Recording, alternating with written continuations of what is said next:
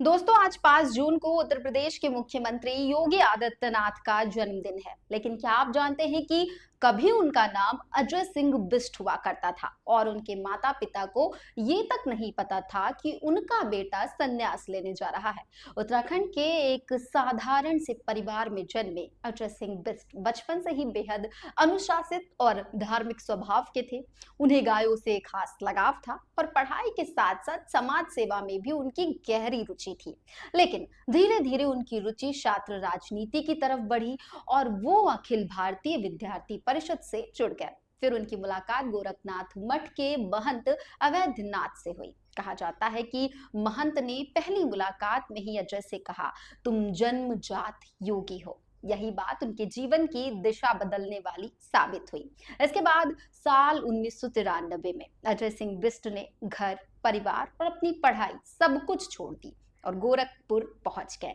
वहीं उन्होंने महंत अवैधनाथ को अपना गुरु मान लिया। 15 फरवरी 1994 को उन्हें नाथ पंथ में दीक्षा मिली और अजय सिंह बिष्ट योगी आदित्यनाथ बन गए। सबसे दिलचस्प बात यह है कि उनके माता पिता को बेटे के संन्यास लेने की खबर किसी फोन कॉल से नहीं मिली, बल्कि अखबार से मिली, यानी न्यूज़पेपर से। जब उन्होंने ये खबर पढ़ी तो वो तुरंत गोरखपुर पहुंचे। वहां अपने बेटे को भगवा वस्त्रों में देखकर वो हैरान रह गए। हालांकि बाद में उन्होंने योगी के फैसले को स्वीकार कर लिया। राजनीति में भी योगी का सफर बेहद रोचक रहा है। बहुत कम लोग ही जानते हैं कि उन्होंने अपने जीवन का पहला चुनाव हार दिया था। छात्र संघ चुनाव में उन्हें हार का सामना करना पड़ा था, लेकिन उन्होंने हार नहीं मानी। यही संघर्ष आगे चलकर उनकी सबसे बड़ी ताकत बना। फिर साल 1998 में महज 26 साल की उम्र में योगी आदित्यनाथ पहली बार गोरखपुर से सांसद बने। इसके बाद वो लगातार 5 बार लोकसभा पहुंचे और पूर्वांचल की राजनीति का एक बड़ा चेहरा बने। फिर आया साल 2017, जब भाजपा ने उन्हें उत्तर प्रदेश की कमान सौंपी और वो मुख्यमंत्री बने।